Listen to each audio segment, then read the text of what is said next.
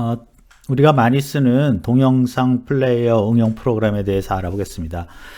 동영상 플레이어는 사실은 이제 그 PC상에서 그 동영상 파일을 보는 동영상 플레이어는 거의 변함이 없습니다. 그래서 2006년부터 쭉 곰 플레이어를 많이 사용하고 있는데요.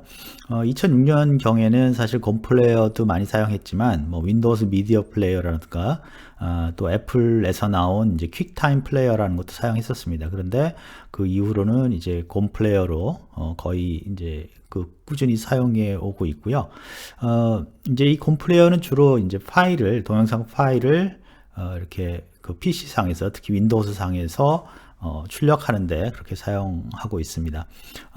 요즘에는 이제 곰 플레이어드 자체도 이 곰 플레이어의 일종의 그 스트리밍 서비스를 하고 있죠. 그래서 영화라든가 뭐 그 드라마 같은 거 또는 여러 가지 TV 프로그램 같은 것들을 이제 파일로 스트리밍으로 서비스하는 걸로 그렇게 알고 있습니다. 그래서 어떤 컨텐츠를 디스플레이만 하는 게 아니라 제공하는 그러한 역할도 하는 것으로 그렇게 알고 있습니다.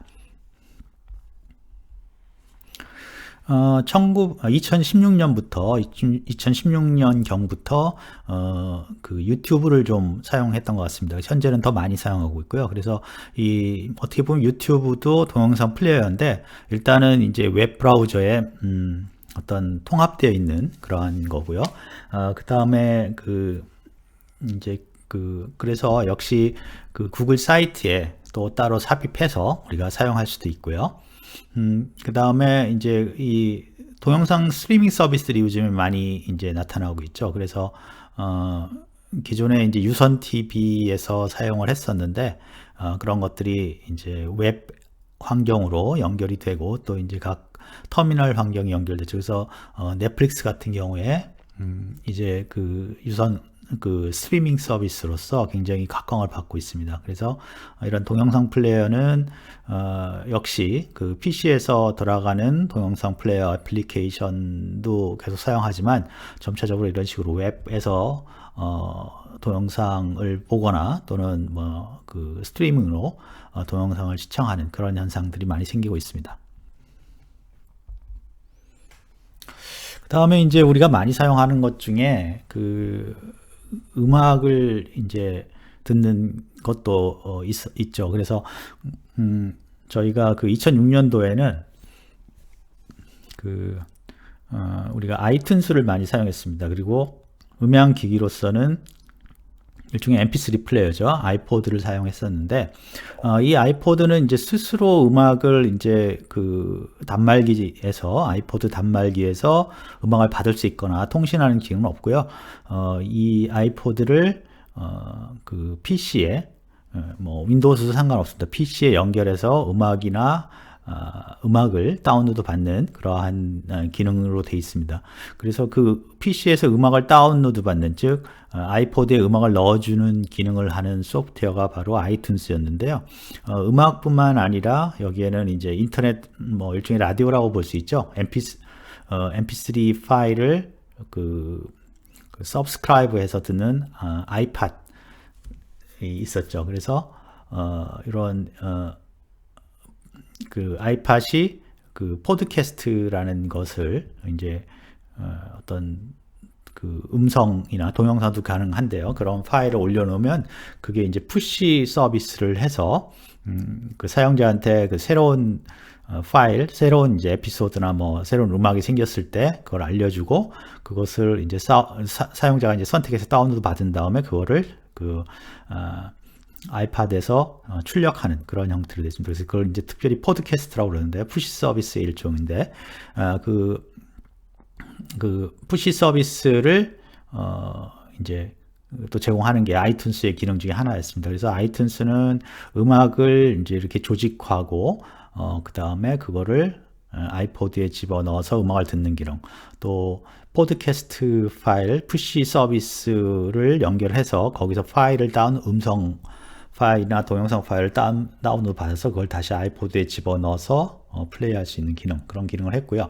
물론 이제 그 아이튠스의 진짜 기능은 음악을 판매하는 거였죠. 음악을 돈을 내고 그 각각의 단위까지 판매하는 거였는데 그거는 우리나라에 최근에야 그 서비스가 시작된 걸로 알고 있고요. 그전에는 주로 이런 팟캐스트라든가 또는 뭐 음악을 내가 갖고 있는 음악을 이렇게 아이팟에 보내서 듣는 그런 기능을 해줬습니다. 그래서 그 기능을 이제 사용을 했었고요.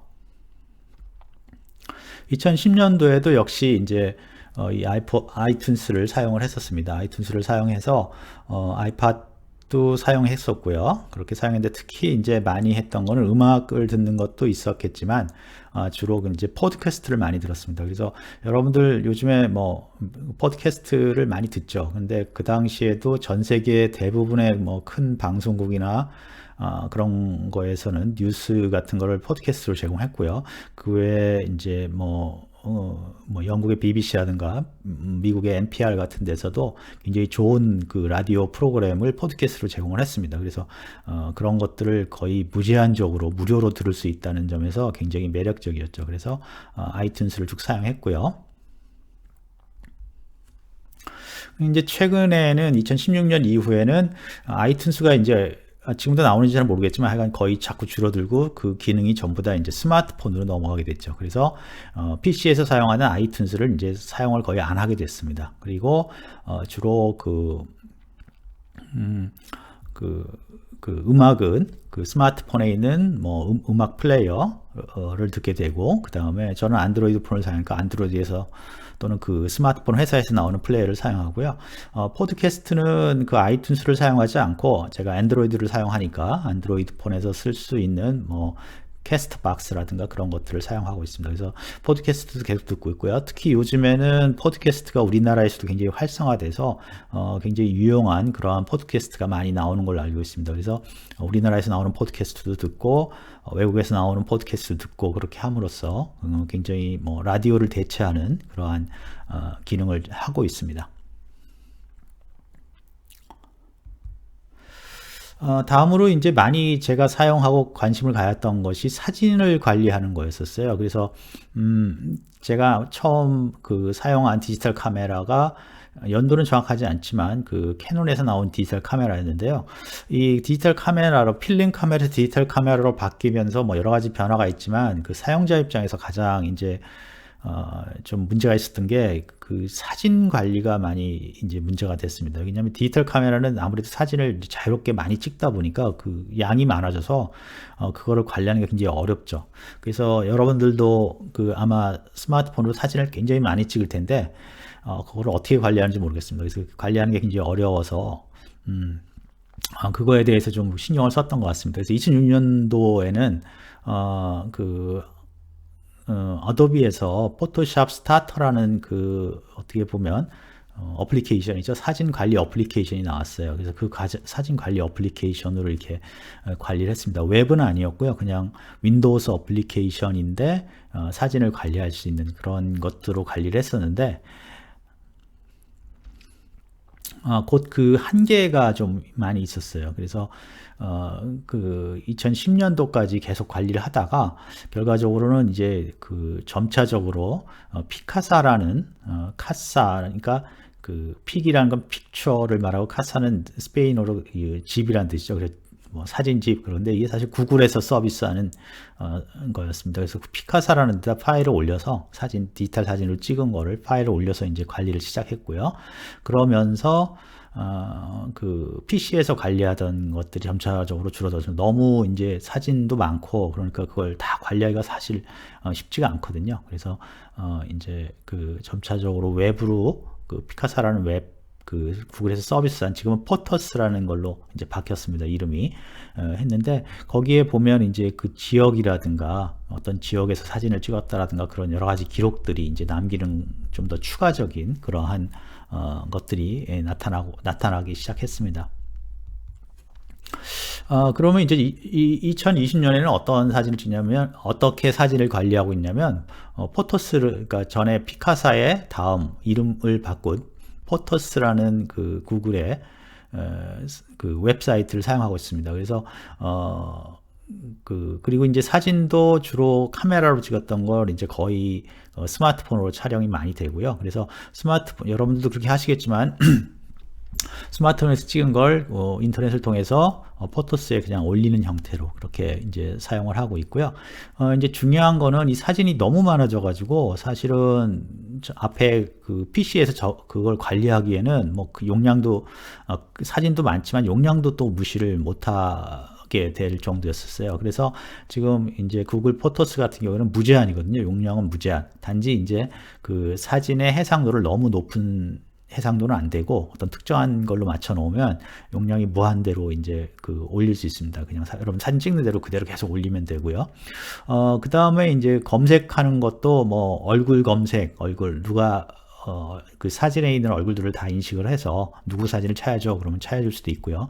그리고 또 유용한 거는 이제 시간 순으로 쭉 그 사진들을 정리를 해서 내가 시간을 스크롤 쭉 하면 그 시기에 맞춰서 그때 사진들이 이렇게 올라오는 거죠. 그래서 어떻게 보면 스마트폰 또는 디지털 카메라가 생기면서 사진의 그 양이 굉장히 급격하게 늘었는데 그걸 관리할 수 있는 방법이 사실은 우리가 PC에서는 이제 불가능하죠. 그래서 그것을 웹으로 바꿨고 웹 클라우드 서비스로 바꿨고 그것에 적당한 형태로 지금 발전을 하고 있습니다. 그래서 구글 포토스가 현재로서는 이제 웹 사진을 관리하는 그런 프로그램으로 사용되고 있습니다. 그 다음에 이제 메일 시스템인데요. 메일은 뭐 사이트 웹메일 시스템을 사용하죠. 웹메일 시스템을 사용하는데 구글을 사용하고 있습니다. 구글을 사용하고 있고요.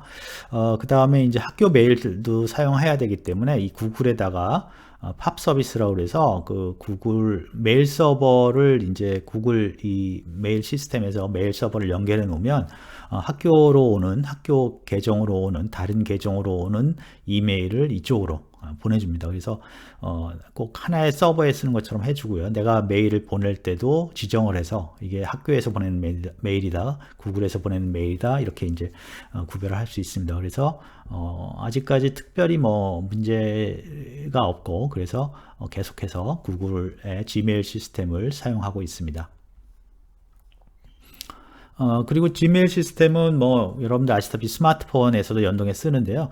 이 또 메일이 너무 자주 오면 그 일상에 여러 가지 이제 그 방해가 되기 때문에 스마트폰에서는 메일을 받지 않고 그냥 PC에서 메일을 보고 적절한 시간에 정해진 시간에 그렇게 체크를 하고 있습니다. 주소록 관리도 이제 문제가 되죠. 그래서 처음에는 우리 스마트폰에 이제 특히 전화 주소록 같은 게 문제가 됐었거든요. 그래서 스마트폰을 전화를 바꾸면 스마트폰 이전에도 전화를 바꾸면 이제 주소록을 뭐 옮기고 뭐 그렇게 하는데 그래서 저는 이제 주소록을 구글의 컨택이라는 게 있습니다. 그래서 그 컨택이라는 게 지메일하고도 연동이 되고요. 스마트폰에 우리 전화 주소록하고 연동이 됩니다. 그래서 그 웹에 그 컨택을 이용해서 이제 주소를 관리하고 스마트폰은 그걸 가져다 쓰는 형태로 그런 식으로. 그래서 메인은 주 서버는 구글 컨택을 사용하고 자동으로 동기화가 되니까 지메일이나 그런 거에서도 이제 동기화가 되고요. 그래서 스마트폰의 주소록은 그걸 가져다 쓰는 그런 형태로 사용하고 있습니다.